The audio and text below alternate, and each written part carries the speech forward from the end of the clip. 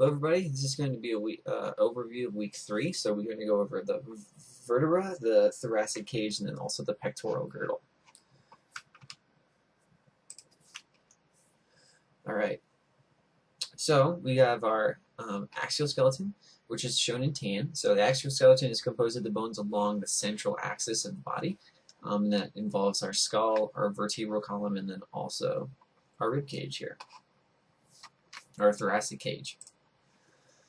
So here are the general functions of a vertebral column. So provide vertical support for the body, support the weight of the head, help maintain the upright body position, help transfer axial skeleton weight to the appendicular skeleton, house and protect our delicate spinal cord, and then provide a passageway for spinal nerves that connect to the spinal cord. So here are the general divisions of our vertebral column. We have 7 cervical, 12 thoracic, 5 lumbar, 5 sacral, and then 5 coccygeal. Alright, so the way I remember these first 3 is kind of how you time your meals throughout the day. So at 7 a.m. you've got breakfast, so 7 a.m. is your first set, so you've got cervical, and then at 12 you've got lunch, so 12 thoracic, and then 5 you have dinner, so 5 lumbar here, and then you've got, again, your 5 sacral and then 4 coccygeal. Moving on to the if you look laterally at the spine, there's going to be you're going to see a couple different distinct curvatures. You have primary and secondary curvatures. So your primary curvatures, those appear late in fetal development, so before you're born. Those are your thoracic here, and then also your sacral here. So if you're in the fetal position, you're kind of curled forward. So that's one way to kind of remember those. And then secondary curvatures, you have your cervical, and then your lumbar. Right? And these happen after birth, particularly when you start walking and start to hold up your head. Alright, so here are common structures of our vertebrae. So moving posterior to anteriorly, we're going to look at, you have our spinous process here. So those are those things, if you kind of feel traditionally on the back of your neck or on behind your ribs, that is your thing that you think is your spine. Those are your spinous processes you're feeling. And then you have your transverse processes. So trans, the Latin root means across, so you're kind of shooting out and across here. So transverse processes, you have your pedicles here, and then you have your lamina. So your pedicles and your lamina, those guys make up the vertebral arch. All right, so and then in between the vertebral arch and the body down here, you're going to have your vertebral foramen, and inside that foramen, you're going to have your spinal cord. All right, so those are your general processes there, or general structures. Again, this is a posterior view, so this is kind of giving you another view of different vertebrae as well as just a different view of it. So looking here, the lamina is kind of that tube there, and then this is a better view of your superior articular facets and your inferior articular facets and processes there.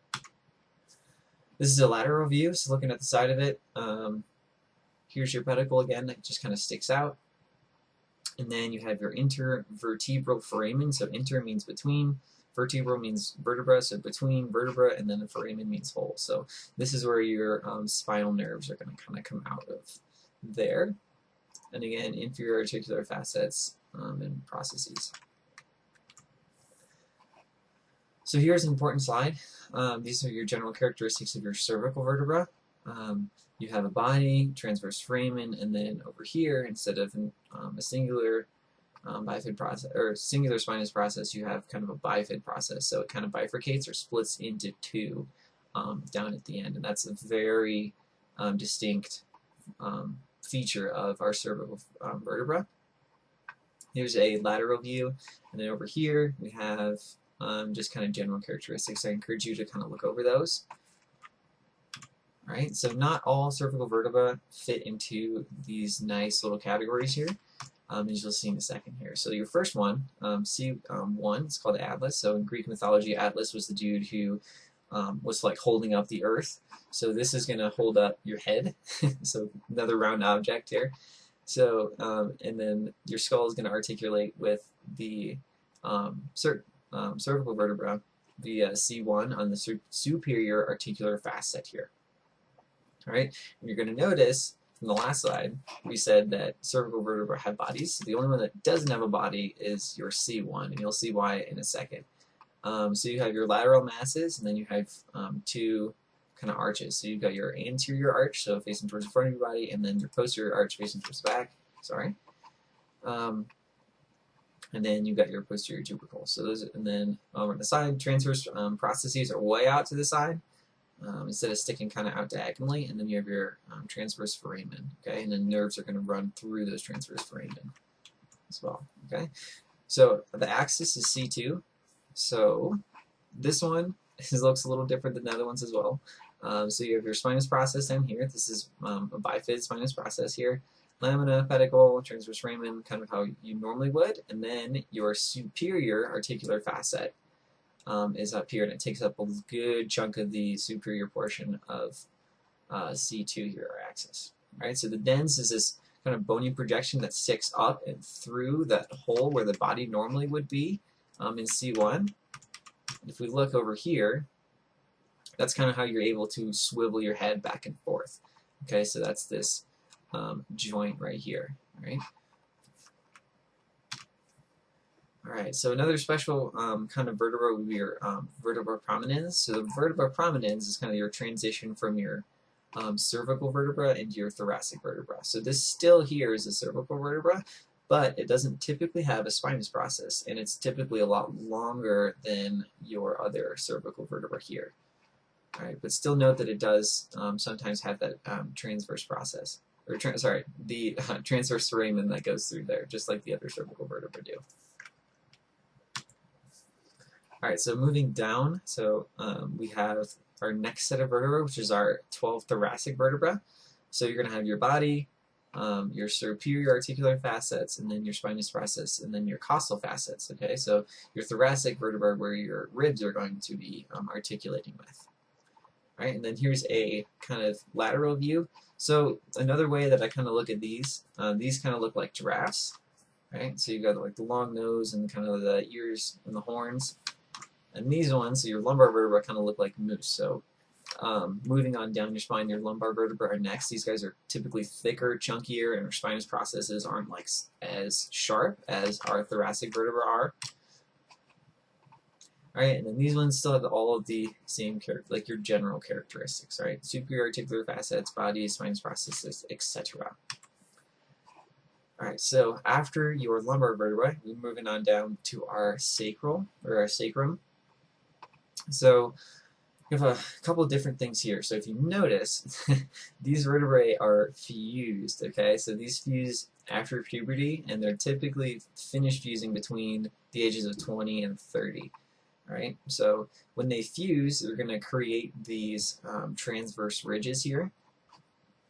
And next to these, laterally of these transverse ridges, we're going to have our anterior sacral foramina. So we're looking at this at the front. There will be posterior sacral foramina looking at it from the back, but we'll get that in a minute. You have your ala of the sacrum here, and then you have your promontory, right? And then you have your superior articular processes here. Okay, and then below it you have your apex, and then you have your coccyx, which is a small little tailbone right down there. Here's posterior view. You got your sacral canal, just kind of runs straight through. At the exit of the sacral canal, you're going to have your sacral hiatus, and then you have your sacral cornu, and then your coccyx down here as well. And then, like I said, there's going to be your posterior sacral foramina, and then the median sacral crest is where your spinous processes fused together there, and that'll create that crest in the back. Alright, so this vertebral canal, as it goes down, is going to become much narrower as it goes into that sacral canal there. Alright, so here the fusion of the sacral vertebra. So again, it fuses after puberty between 20 and 30, and then your horizontal line, or horizontal lines of fusion remained, and they're called those transverse ridges that we saw earlier. So here are some functions and the components of the thoracic cage. So you have your thoracic vertebra, your ribs, your sternum, and the function is to protect things, and then also provide places where muscles can attach. We'll see that in a later unit. All right, so here here's our sternum here, which is this thing in the middle here. So the sternum's got three separate parts. We've got our manubrium, So on both sides, you have the body and then the xiphoid process. So the manubrium is the superior, or the widest and the superior most portion of the sternum. That's where your clavicle is going to articulate, and then also your first rib is going to articulate. So ribs 2 through 7 directly attached to the body here, and it's super long and flat. And then down here, we have our xiphoid process. So xyphos means sword, so it kind of looks like a little sword point. And this can be cartilaginous until around the age of 40 in some cases. All right, so as I said earlier, our some ribs are going to attach to our sternum here. So if they directly attach to the sternum via some cartilage here, we're going to call those true ribs, so ribs 1 through 7. And then down here, false ribs, so 8 through 12, those don't directly attach to the sternum via cartilage. So 8, 9, and 10, those guys, indirectly, those will fuse with the 7th ribs cartilage, and those will be false ribs. And then down here, within false ribs, we're going to have floating ribs, which don't have any cartilage associated with them. So they're not connected to the sternum at all. So here is a general structure of a typical rib. So you've got the head up here, the neck, our angle, and then you've got the shaft and then the junction here. So at the head, the crest of it, we've got articular facets, so they're going to articulate with the costal facets on our vertebra, so like one towards the body and then one on the transverse processes here. Right? And then the neck is that portion in between. Tubercle, again, is going to articulate with that costal facet. On the transverse process, you have the angle, the costal groove, the shaft, and then the junction. All right, cool. So we're going to want to know, please make sure you know the parts of our appendicular skeleton. So your pectoral girdle, your pelvic girdle, sorry, pectoral girdle, pelvic girdle, and then each of these limbs that branch off from there. All right, so your pectoral girdle, that consists of your scapula, clavicle, scapula and clavicle, and it attaches your upper limbs to the trunk of your body, or that axial skeleton there. Basic features of the clavicle, please make sure you know this. So we've got our acromial end, so it attaches to our acromion process here. And then it's going to kind of go anteriorly, and then it's going to attach to your sternum, right? So it makes that distinct S shape. So looking posteriorly at it, we have our sternal end, trapezoid line here, and then our acromial end down there. All right, and there's 2 joints of the clavicle. We have our sternoclavicular joint and our acromioclavicular joint, named for what the 2 bones that are in that articulation. So sternum, clavicle, and then acromion process and your clavicle. All right, so the spine of our scapula, so this is our scapula, or shoulder blade here. One distinct feature of this is the spine, and it's going to help you name other things as we go through here too.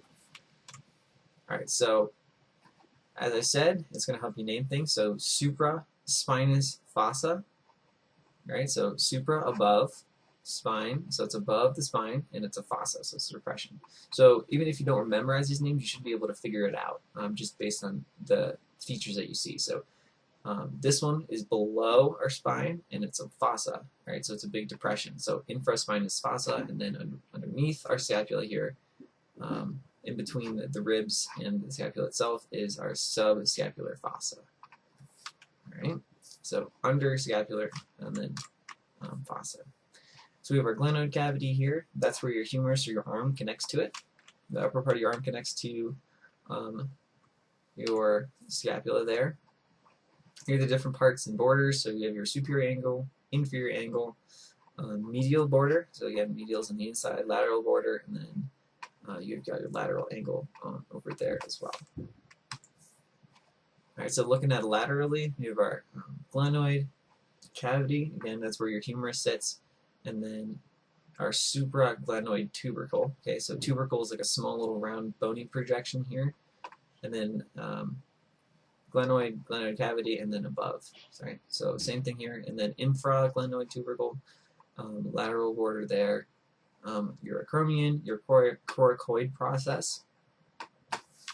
And then Yep. So all that. So if you guys have any questions on any of that, please let me know. I will be available during lab time for Zoom meetings if you want to go over anything.